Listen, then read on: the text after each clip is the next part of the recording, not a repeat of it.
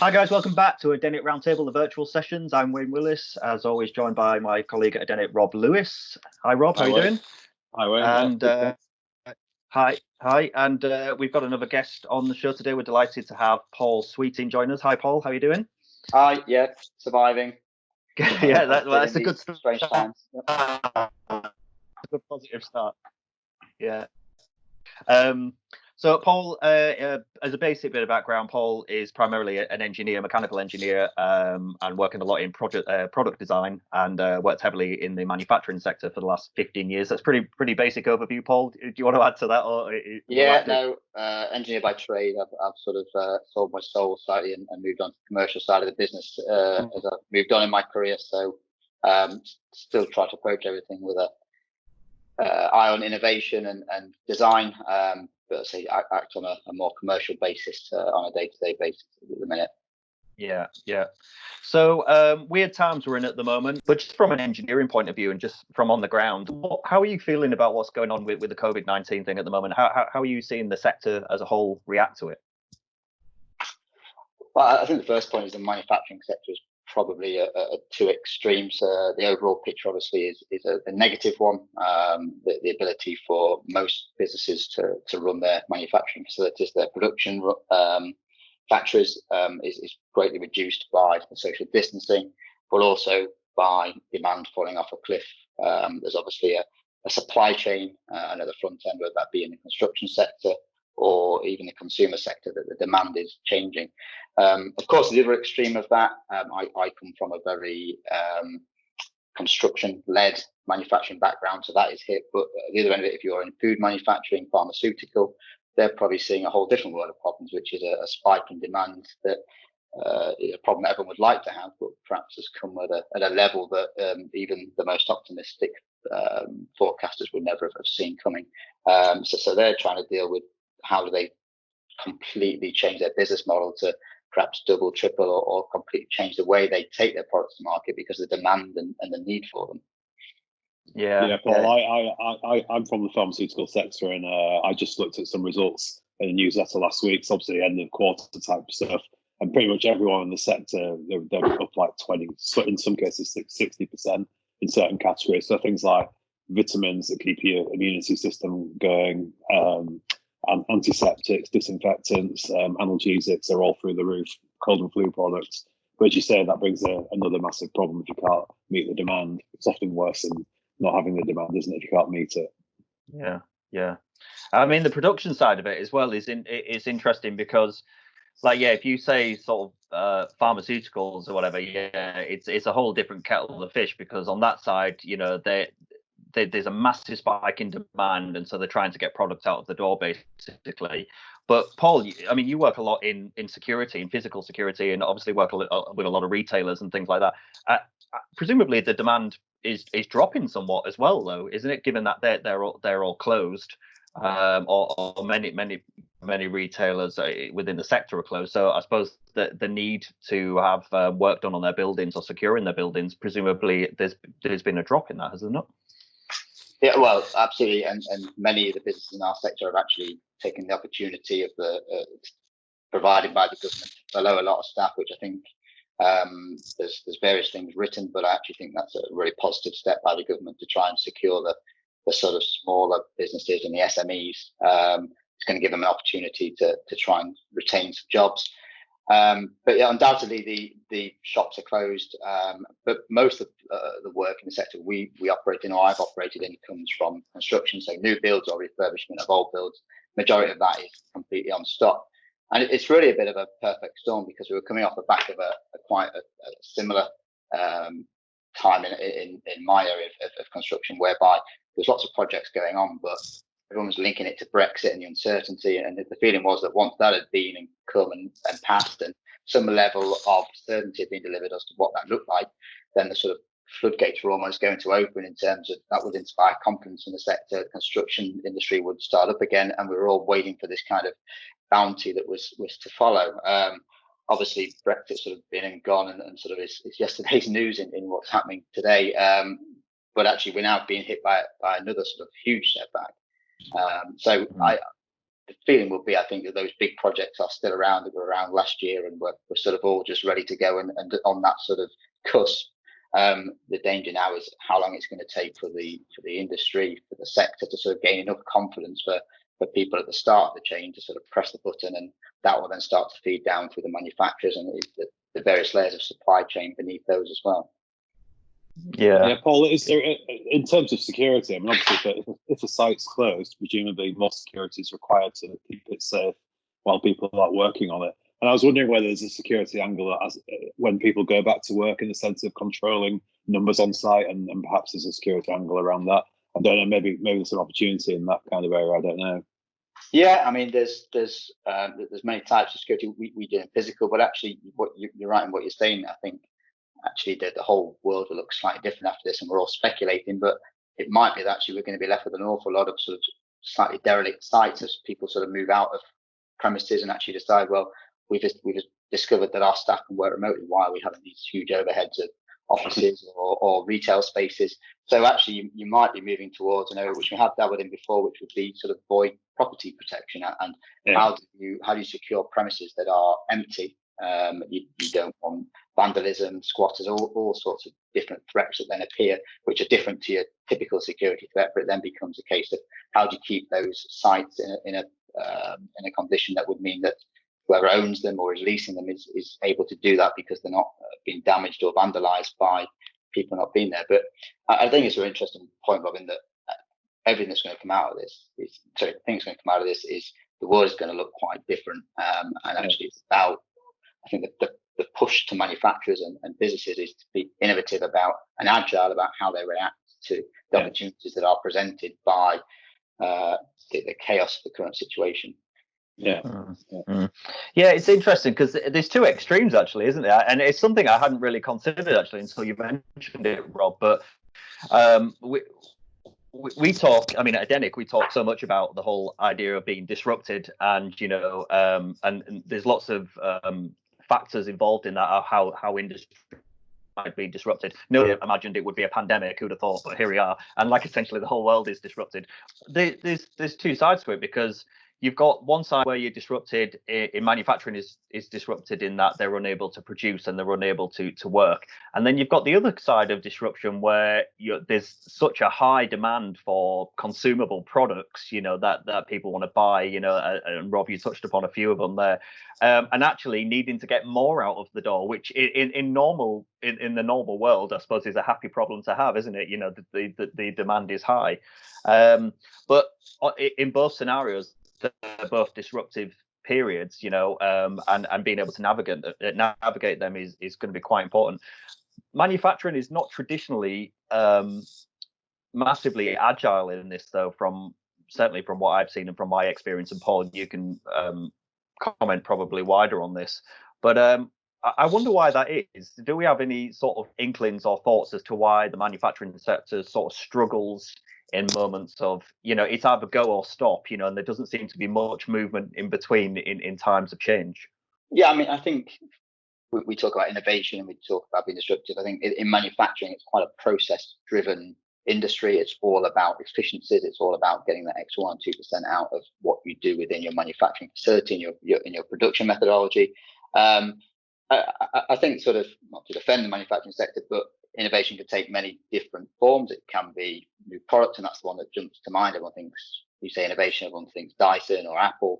The manufacturing sector, I think, would suggest that a lot of its innovation and disruption goes into perhaps looking at production methodology, about machinery, about the ways they produce, which might not necessarily be seen by the end user and the consumer.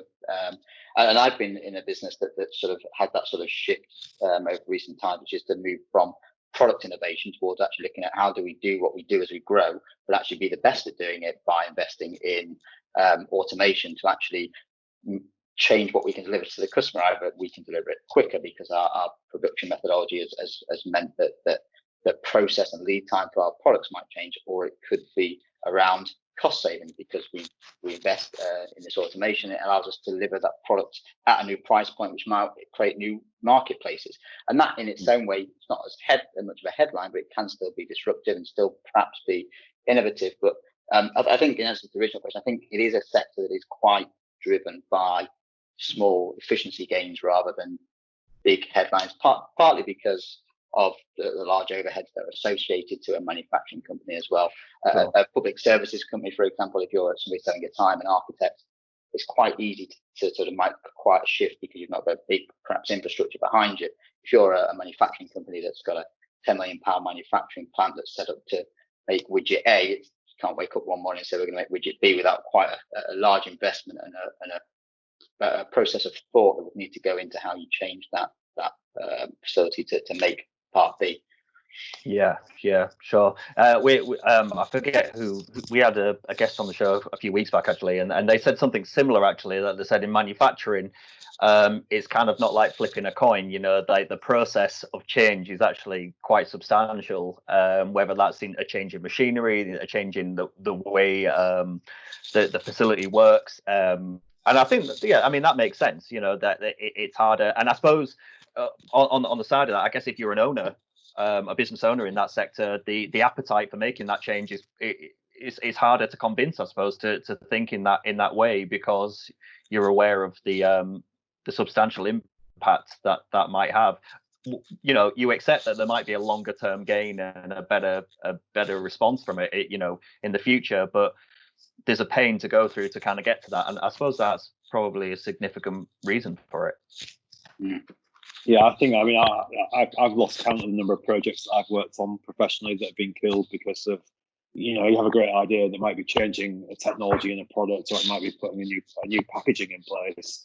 But the fact that you've got to spend £2 million on a new filling line and you have to amortize that cost over the first 2 years of the sales of your product, it means that you can't make any money on that product for 2 years. So it kills the project. So, for me, to have some of that disruptive stuff around product, you have to be able to accept that you've got to change the way you make things and maybe look at how you amortize costs or calculate margin in a different way to deliver long-term innovation. It definitely holds back a lot of innovation in the product sector from my experience. But as you say, Paul, the production guys are what make the money. The guys now doing marketing and coming up with new ideas, they're not necessarily making any money. You don't make any money until you put something on a shelf. So the production guys are really responsible for paying your salary every month. So yeah, it's quite important. And the real danger, I believe, in where we are right now is that R&D and marketing, you just mentioned, Rob, as two areas.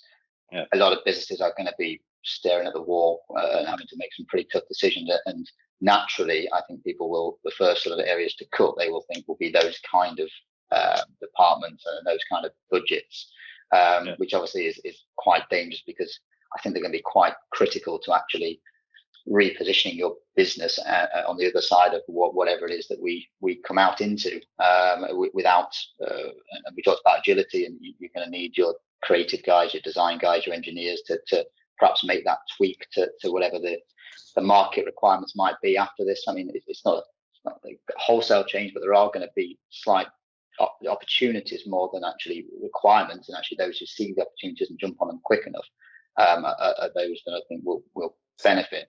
And just on your point, Rob, around those filling line examples, one of the other problems that manufacturing faces is the kind of time scale for a requirement change, because it's okay having this great idea about a new filling line and it costs X, and we've got to it'll take a year to say, look, you've also got to have the market tell you that it needs that. You've then got to have seen that, reacted to it quick enough, that then you've got your lead in for all the bits you've got to do, and then you've got to get it to market and launch it. And if you're not careful, fads can come and go, and if you're not quick enough, pilots will beat you to it, and the opportunity will sort of dissolve, and those huge costs that you sort of did the business cases against can very quickly sort of dry up. And as somebody who's tried to lead innovation in the business, that the challenge is always going to be, what's the payback going to be? How many are we going to sell? Actually, I think one of the things that holds manufacturing businesses back is the need for there to be a lot of science around it. Well, we're going to sell 1,000, so we'll make that money back in 3 years. You almost need to get 80% of that way, and that final 20% is an art rather than a science. And you need people within a business to have that ability to say that I've got the right feeling about this, and my clients, there's no hard figures, but the clients are saying this, it feels the right way to go. And I think the businesses that are successful and disruptive are those that have the right people in the business that allow that final 20-25% of, I call it art, but you've got science and art, if you like. The FD likes the science, but actually the sales guys need to be able to, and the design guys, the engineers, they need to just be able to put a little bit on top so that we've got the right feeling about this. And it's that little bit that will enable you to get to the market quick enough, perhaps, to work. Yeah, I think that's so insightful, Paul, because you try writing gut feel on a business case PowerPoint, and you're going to get laughed out of the room or sacked probably. But fundamentally, the guys who do the really cool things are those people who just drive stuff through. And the most disruptive things come from not the things that people don't know they want. Like when Steve Jobs came up with the iPad, everyone goes, well, it's just a big iPhone. Who's going to buy that? That whole thing about a computer without a keyboard became a thing because they had the vision to see it through. Probably the smartphone was the same kind of idea before. You had Blackberries with keyboards on and all that kind of stuff. So these things are absolutely driven through by people who have the vision. And obviously, in the case of Apple, you've got a CEO who makes the decision and sets the culture for the organisation. But in most organisations, you've got a lot of middle managers and also some quite powerful directors you've got to get through before you can talk to anyone who's visionary, if you have someone visionary in your business. So yeah, it's very difficult. Yeah, got a lot about start. You use an interesting word there, Robert, about culture, and I think one thing we suffer from in this country is that we don't have a huge culture of innovation and promoting tech. We're not on the world scene, I don't think, in that sense. And I think there's a lot more. I'm not picking on any particular government, but government could do to try and promote a culture of innovation, of collaboration. There are lots of small startup tech companies that are quite naturally innovative because that's what they do and that's how they come to market. And at the other end of the scale, you've got some very large blue chips who have budgets big enough for them to be very innovative. Not all of them, but a lot of them do. There's quite a big area in the middle where the SMEs that perhaps were startups have grown to a business that actually now needs to start delivering some decent financial results. That they're in this kind of almost middle ground, and there's not an awful lot of support around. There are things like patent box and R&D tax credits and small grants, but a lot of those systems are very dated. I, as a young design engineer, remember going for my sort of first patent, and I was quite excited about that. Coming from the background I did, went for a meeting with a patent lawyer, and he shattered some of my sort of creative genes by telling me actually 99 of the 100 patents he fills out are simply for people to create ways to save on tax. Not everybody's trying to create the Dyson or the iPhone, which actually is quite sad. But actually, okay, the government thinks it's helping businesses by creating these ways for them to save money through patent box or tax credits. But actually, it's just facilitating. The system's not right. It's facilitating companies to find loopholes to save money. It's not actually creating that culture. And actually, you've got lots of little startup businesses that have great tech and great ideas, and you've got lots of companies at a slightly different scale that probably don't have the innovative input. We should be creating or facilitating a way for these businesses to work together, promoting joint ventures where a manufacturing business has the scale to run an idea through a decent size of previous market suitability, working with smaller tech businesses, and look at schemes whereby these businesses work together. Even universities, we have a lot of fantastic sort of education facilities and manufacturing facilities. They should be working closer hand in hand. I've worked in manufacturing for 15 years. We've done very little actually with education. We've taken apprenticeships. I've taken apprentices on in that time, but not actually going to universities and saying that we've got this. We've got a gap in our market. We need some innovation. We don't have a huge budget. We have a lot of time for our engineers, but there are design courses. There's lots of opportunities, I think, for better collaboration. You've just hit a right hot topic of mine there. We're talking about patents and things like that, because I actually had a read of the government's industrial strategy, which is all about how they're going to incentivize innovation in the UK about 3 or 4 years ago. It was all dedicated to the production of patents and for academics to do interesting academic work. Whereas what they should be doing is directing that to entrepreneurial things, because academics are great, but they're certainly not entrepreneurial and they don't work very quickly. Whereas if you can tie them up with their ideas and academic prowess to someone who's entrepreneurial, you can have some real power. And a patent to me is it's an art. If you wanted to get your own patent written, it's going to cost you a fortune to write it. If someone infringes it, you probably couldn't afford to take them to court anyway. So in other words, it's got virtually zero value to you. Whereas just, IP comes in lots and lots of different forms, and just doing something quickly and being the first person to do it and doing it with a good experience and a nice brand is probably more valuable than having a patent.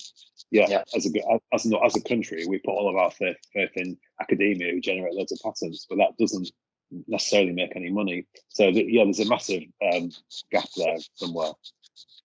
Yeah, it's sort of music to my ears a little bit, Paul, some of the stuff you were saying there, but I think you're absolutely right. I mean, the opportunity for collaboration, lots of cities are trying to do this, and there are incubators and co-working spaces full of like young techie fresh startups or whatever, but the link, the typical scenario is that a young startup that comes along essentially doesn't have any money. So, they just kind of do anything they can to, and, it's why they're disruptive to some extent, because they've got nothing to lose. They'll just try anything and they'll see what happens. And the incumbent business that's been around for 50 years is protecting what they've got. They're ring fencing. So their main thing is keep the competitors away and keep hold of the market. And that's their bit. I've got this point, you're absolutely right, in the middle, where there should be more initiative in there, particularly from government, if they're really claiming about in the word of we're such an innovative country and all this kind of stuff. It should be facilitated to some point, because there's so many manufacturers certainly out there that wouldn't even consider this idea, I imagine. As you say, the interaction with education is probably as far as hiring an apprentice or whatever, but probably never on the radar of saying, listen, let's explore some new pipeline gaps in the market. What's coming up in the next 5 years? What are the kids looking at, so to speak, and how can we leverage that? And I think some initiative and certainly some funding needs to be out there to try and make that link, because I think that that's where the new stuff's going to come from, and I think it's going to be imperative as well. I mean, it links nicely onto my next point to some extent, which is, I said earlier on, quote unquote, the new normal, which is the thing that's being plastered around at the moment. I mean, where do we see this going? Obviously to some extent it's speculation, but in terms of manufacturing and engineering and building stuff, what do we see this looking like? Because at the moment, it's quite extreme reverse, isn't it? We're living differently, we're traveling differently, or not at all. We're working differently. Do we foresee this coming out of this pandemic and then essentially going back to the way it was? And is that what manufacturers are looking for? Are they saying, listen, we just want to get back to what we had and get back to it? Or are manufacturing leaders of manufacturers, are they looking at this and saying, listen, what are we going to do if this happens again? What is this going to look like? And are they thinking differently about their business now, do you think? It's a difficult one to answer, because the manufacturing trade generally, unless you're incredibly automated, does require a certain amount of people stood at stations or machines or driving machines to actually do the producing. It will take an awful long time, I think, for that to dramatically change. What you might start to see, I suspect, and what I would be advising would be to start thinking about, will this drive us another step down the line to more automation, and making sure that the infrastructure in and around the production line for machinery is such that it can be monitored remotely. I think the way in which we've heard on the news this morning that working conditions are going to change, the need to stagger staff, you might start to see more manufacturing companies, if they weren't already, starting to look at longer hours, sort of maybe a smaller capacity over a longer period of time, using 2 8-hour shifts rather than a standard day. And I know many already run that kind of system, but it's certainly going to change. I think that the real challenge for everybody is going to be those factories that are very automated. If it is people on an assembly line, it's something that's very difficult to do remotely, but it is going to challenge people's sort of brains to think, how can we do this a little bit differently? Yeah, sorry, Ryan. I was going to say, I think this whole thing about the new normal or whatever it is, which is a horrible term, obviously, but I mean, fundamentally, let's say if we get a vaccine for COVID-19 and it becomes a thing like smallpox has been eradicated, but let's face it, we haven't come up with a vaccine for AIDS and we haven't come up with a vaccine for Ebola. I'm sure they are different types of viruses, so let's try and be optimistic about what we come up with. But fundamentally, what it shows to me is, it actually really winds me up, because we go around talking to people about innovation for a long time, and in my corporate life talked about innovation. It's really hard to put innovation on the agenda when you're making loads of money. But as soon as something happens, everyone's suddenly going, we must change the way we do everything. I'd love to see people being more receptive to thinking differently all of the time, despite anything that's going on, like a global pandemic, because fundamentally that's what we need to be. We need to be in a position where people can be agile and adapt to different things. This is a massive global event, but things happen every day at a much more small level that are going to change your business. And really, we need to be moving to a position where people can adapt and stay ahead of things that are happening, to continually be advancing with the innovations and the way they change their business. I think it's really, really interesting. I personally think there's going to be a huge decline in demand for all sorts of products, because firstly, people are going to have a massive economic shock. I'm certainly feeling that myself. But also people are going to start to reevaluate what's important to them, and some of this altruistic or helping people and being a bit more community driven is probably going to reduce the demand for certain types of products like consumer goods, etc. So the idea of buying a leather jacket for 400 quid, you've really got to, you should have probably been questioning that if you're doing that anyway, but in the future, I think people are really going to struggle with that kind of thing, and that's how brands like All Saints they'll be losing loads of money because people are not going to be buying expensive leather jackets or whatever. That's going to change all sorts of things, and it's going to have a knock-on effect on manufacturing. Possibly all for the good. Yeah, certainly good environmentally. Yeah, I do own a few leather jackets, but so do I. So I'm going to be selling them on eBay then. But I think manufacturing, actually will be one or two steps behind other sectors, because it's going to be driven by the retailers. The first sort of changes we'll start to see is perhaps how retail happens, but actually whether it's going direct to a consumer's front door or whether it's going through an outlet, the manufacturer has to make that product. So I think there'll be a lag in terms of how the manufacturers will change, because they're going to have to wait and see to a certain extent. You don't like necessarily sitting still, but they're going to have to see what the face of their customers, the retailers, look like before it then reaches the consumer. That's obviously for businesses that are supplying through distributors or third parties, and those that are supplying direct. Again, it's a little bit of wait to see, I guess, whether their end users are still going to require the products, and are they going to need them in a slightly different way. It might be that the product doesn't change, but it might be that the way they deliver the packaging, but there could be all sorts of different ways in which the end user might need to tweak what it is that they need from their manufacturers. Yeah. I think one thing that I think is really interesting, Wayne and we've been doing some environmental projects recently in the Humber region, and one thing that we've been saying since we got involved in that, which is probably over a year ago now, is a lot of what's happening in the environmental sector is about basically finding new ways to do what we already do today. So in other words, burn a little bit less oil. So like Tesla's a classic example. Move to an electric car, you don't burn petrol, but actually you're mining lithium in Bolivia, which has got a massive environmental footprint. So you're just shifting the environmental consequences somewhere else. What we should be doing is thinking about ways of not just doing business as usual, but going about our lives in a way that doesn't require us all to have our own vehicle. And that, and that's just one massive topic. But for me, it's the same kind of thing here as well. We're thinking about how do we just get back to normal, when we should actually be thinking about how do we change the way we do things in a more fundamental lifestyle level. And again, to me, what we're seeing in manufacturing and consumer demand goes hand in hand with the environmental catastrophe that we're already probably past some form of tipping point already. And that's going to make pandemic of respiratory illness look like nothing in comparison. So all of this stuff to me is interlinked, and it's all about changing behaviour and the way people do things. And let's hope that someone can tackle that. I don't know. There's a really good video on Michael Moore, the US documentary guy, who's the producer of something called Planet of the Humans, and it's basically about the environmental sector, and a lot of what I just said is embedded in that. It's a really good watch actually. Probably the left have gone mad about it because it's asking some quite uncomfortable questions, but from what I've seen, it looks really interesting. Check it out on YouTube.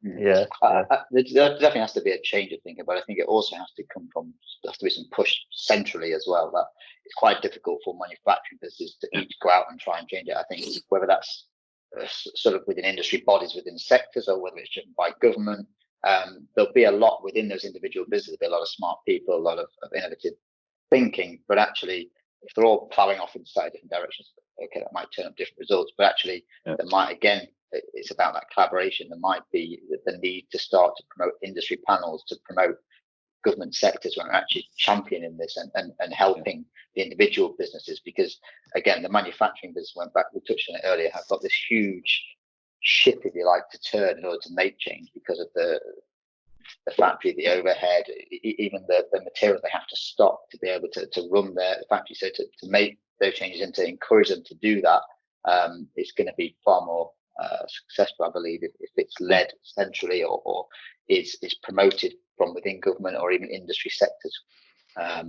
Each manufacturer will have several competitors, and they're all essentially try to do the same thing. And whoever comes up with it first will get there first, and the rest will follow. But actually, there's opportunity in working together with your competitors. And that's a very British thing, I think, in that everybody is quite sort of unwilling to work with their competitors. But actually, our sector is the same, and many will be. That it's probably a big enough place for everybody to coexist. There's an opportunity, I think, to work together with your peers, to sort of club together and see if there is an opportunity to change the direction of what we do. The culture of innovation certainly has to change. I mean, I agree on the macro, it has to happen, so centrally the industries, that bodies need to come together to look at how the sector is reacting. And, for example, you're definitely going to get that in the car industry if that isn't happening already, because as soon as they start taking petrol engines off the road, all of the car industry is going to be looking at, okay, well, how do we keep moving forward? And they'll all be looking at each other, and I think so. The collaboration is definitely a huge area, but on away from the macro, and just if you go right down to sort of micro and internally, Rob, you touched upon it earlier on, but this whole thing of like innovation is always on, a culture of innovation within a business is something that I think is just absolutely paramount, that needs to be there all the time, because disruption is always going to happen. We're seeing an extreme of it right now, but whether that's a financial crash, whether that's a lull in the market, the high street's dying. So if you work a lot in retail stores or whatever, you're probably going to be affected by that. There's a knock-on effect to everything. So disruption is always going to be happening. And what I would be doing now as a manufacturing leader is I would be saying to myself, what if this happens next year? What's the next thing that comes along? And what am I going to do at that point? And is what I do right now going to be able to sustain? And that's why that, Rob, you mentioned about it. You're saying everyone kind of tries to innovate at the point when they need to, because it's affected the industry, as opposed to continuously innovating all the time. This very agile, moving, creative thinking all the time. It doesn't mean you have to stop doing your core business, but it just means you invest a certain portion of your time in looking at what other areas that business can be in. And whether that's utilizing your machinery, utilizing your skill set, collaborating with another partner to open a new market, whatever that might be. But always having a culture of innovation, and also bringing people into the organization as well that aren't for that organization. It's a really good way of doing people that, for example, don't come from security, so that they can see it with really fresh eyes and put a completely different perspective on the way that the company offers what it does. Is that ever going to happen though? That's the question. That's the way I think it should be, and it sounds like a utopia, doesn't it? But that's what needs to happen in industries. Otherwise the disruption is just always going to be there, whether it's a pandemic or anything else. I think people will very quickly go back to if this gets sorted out this year, we'll get a vaccine. I think things will go back very, very quickly. If it becomes a routine thing and you're seeing the same levels of mortality for years, it could become a disease which is endemic. Then that will force long-term change. But I think it'll be something we see and we get over. And the smart guys will have learned from it. And if you've shown you can adapt in this business climate, then that's a good sign for your future of innovation. We'll see who takes that message on board. Technology is another big catalyst as well, isn't it? I mean, the rise of the advancement of technology is just it's been exponential. It's just gone on, particularly in this last decade, and it's continuing to rise. And all the stats show that the advancement of this is just going to keep getting faster and faster. How do you think that's going to affect your sector, Paul? Are you seeing any particular changes in security, particularly around the physical security? Are you seeing an implementation or a leaning towards, like smart security and things like that in the industry? Yeah, certainly. I mean, technology drives our industry, but actually, the security industry itself is driven by threat. So actually, our drivers are the terrorists, the criminals. So as they adapt, as they become smarter. When I entered the industry, the threat was very much physical. Somebody turning up to steal a physical asset. Even in the short time that I've been involved, it's moved certainly towards cyber. People don't, in the same way we don't necessarily need to be at our desks every day to work now. We're finding criminals are finding they don't actually have to be at the bank vault stealing the gold anymore. You can digitally steal money. So the changing threat really drives our industry. Technology does change, and it's certainly a headache for our sector, and because we make physical barriers essentially to protect assets, and that's not going away because there will still be assets. I think we'll see a move towards people hosting assets centrally, so rather than having them on your individual site, as we've seen with technology and the sort of IT side of what people do with servers. Everything now is starting to be hosted remotely as the internet becomes better, and you can drive a whole business down a broadband cable. Everybody's starting to centralize what they do, which means that you can have one centralized area, which might be easier to secure than 30 different businesses having them scattered across 30 different sites, for example. But also, what we as the physical security industry have to do is to work, and it leads back to one of my earlier points, is to work with other sectors around adding the tech into the physical product. So it's about detection as well as physically stopping somebody getting at an asset. If we use a bank vault as the simplest one for people to picture, if you're trying to get in to steal the gold, it's does the doors or the vault door stop you getting into it? But actually, are the cameras in place where you're detected the minute you enter the premises? What are the response procedures? So what we need to do, I think, it won't necessarily come from the physical guys, and perhaps working with other industries to collaborate, and that's that word again that I've used a few times, just to look, how do we add the tech to what we're doing? And that a bank vault door, it might be that it needs vibration detectors, or it has all sorts of clever ways of maintaining a detection level, which then is linked into a response sort of procedure that makes sure that door is simply a barrier that delays the sort of person trying to get through it. Yeah, I mean, it becomes a whole package of solutions, doesn't it? Ultimately, I mean, and again, it's a really nice point for manufacturing, because if you make a particular product or whatever that comes off the end of the production line, and you're for whatever reason you're not able to produce that at the moment, or the demand isn't there for that, or whatever the case may be, knowing that you have this package of an ecosystem, if you like, of, in this case, security, that you can roll out in different scenarios. I mean, that's all different revenue streams. That's all different opportunities to market, isn't it? And so, the term, I guess, partnership or collaboration is a great one, because again, you don't need to be doing all of that in house. You don't have to be changing your infrastructure. You haven't got to get new machinery, and there's people that are already doing that. So how can they make you better, and how can you make them better? And there's so much opportunity in that, in building revenue streams, I think.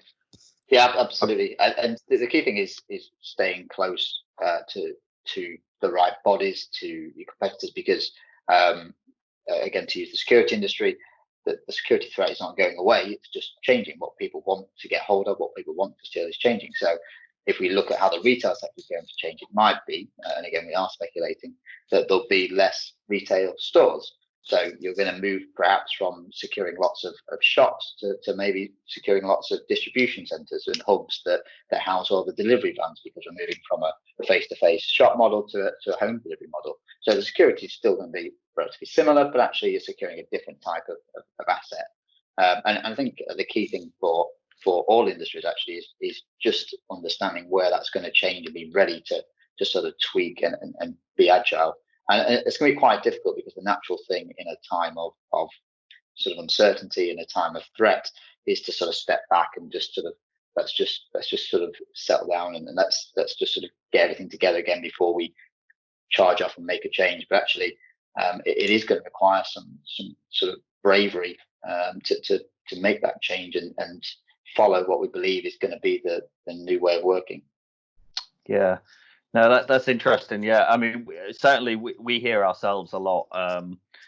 there's projects that you're working on, and there's so many times you hear, listen, we're just going to have to postpone this right now because we need to just get back on our feet, and then and then we'll kind of get back to it. But it just, that seems like the total opposite to me. That seems to be the I mean, you're already in the problem, you're in the disruption. This highlights the point more than ever. So if you keep sort of saying let's get back to business as usual, whilst that there's an aspect of that, of course, that needs to be in place, because if you're hiring people and you need to have revenue going and all that, that's one side of it. But now it just feels like a prime opportunity, a prime highlight for anyone running any type of business, really, to be thinking quite carefully about what it is that business does, how adaptable it is to change in for whatever reason. It just seems like the perfect time to be doing that in this down moment. While on the flip side, of course, the natural instinct is just to get the business running again. That's always going to be the instinct. But I think if this particular pandemic is highlighted anything, it just goes to show sort of how fragile we all are, really, in terms of industry and sectors. You can be on top of the world one minute and scraping on the bottom the next, really. And I think I suppose that would be my message to business leaders. Now is your opportunity to think about exactly what it is that you're offering and how that can be adapted. I don't know if you feel the same way, but that's certainly what I would be saying. Yeah, of course, we're fighting human nature, and I think we would all class ourselves as promoters of innovation. I guess if you're sat in a business with your life's sort of work or savings invested into it, I guess it's slightly more difficult to see that opportunity.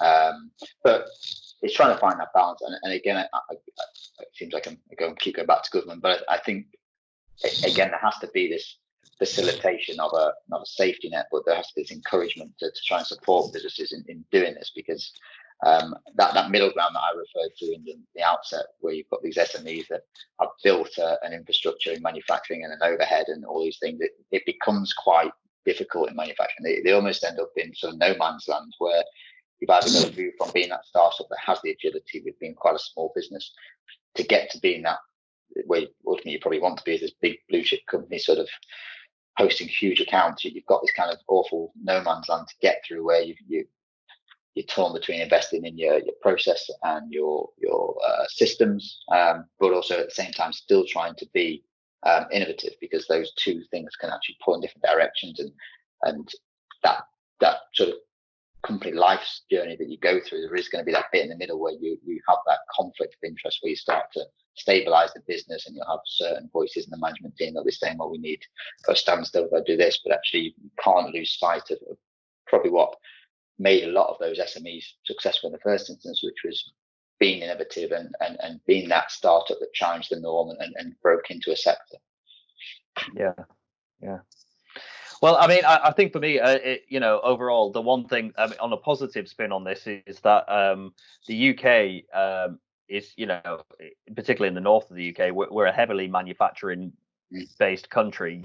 We make a lot of stuff, and actually, it's to some extent we're renowned in the world for building. British goods are renowned around the world, for being quality products.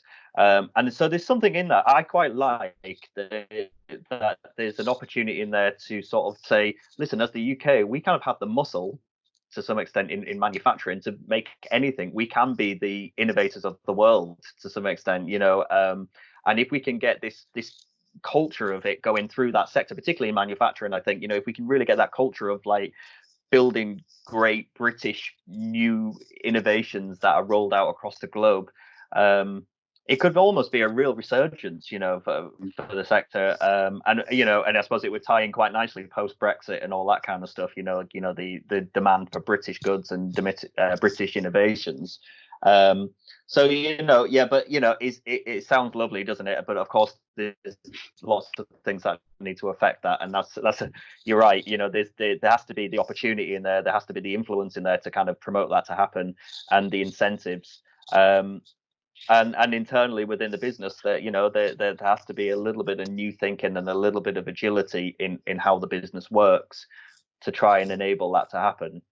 Because essentially, if you don't enable a culture of innovation, if you don't allow your staff to kind of come up with ideas and try things, then of course it'll never happen. So you have to facilitate that. But I agree, Paul, it also has to be balanced, because at the end of the day, you're still trying to produce goods and get stuff out the door. But I think there could be a real opportunity long term for the sector, and that's what's quite exciting. So it'd be interesting to see what comes out of the back of this, and how the industry as a whole reacts to it. And hopefully, in 5 years we'll look back and we'll found that this was actually the greatest opportunity for the sector ever. Really, your point about the North in particular, and the UK sort of being sort of leading the world, it is happening in pockets. In my part of the world, in the Humber, there's an awful lot of really good stuff going on around renewables. We've got some huge organisations involved in it, right down to some small local businesses, and actually that's been really successful in a model that hopefully the government will look at and say, well, we could roll that out by bringing industry together with end users, with government, with local supply chain. Actually, there's been a really successful process that's going on there, and I've been fortunate enough to be involved in some of that. But it might not just be renewables in the Humber. There's plenty of sectors, and as you say, slightly biased, but in the North we have a manufacturing powerhouse. We have the logistical infrastructure. We have everything we need for this to be a truly sort of world leading sector. Well, on that note, that's a positive one. It's a positive note to come to close on. So, gents, thanks very much for your time. Thanks for coming on to this. It's really interesting. Let's just hope for some positivity for folks at home. If you're interested in what you're hearing, obviously, we'd like to hear your comments. If you work in manufacturing, it'd be interesting to hear how you're navigating the current situation, and how you're looking at what the future of your sector, what it might look like. So please leave us a comment, or if you want to ask a question or get in touch, please do so. And we're here for you as always to try and help and answer any questions. But until the next video, we'll see you for the next one. So Paul, thanks very much for being on the show. See you again soon. My pleasure. Thank you. And cheers, Rob, and take care. See you next time. Right, thanks. Bye. Cheers.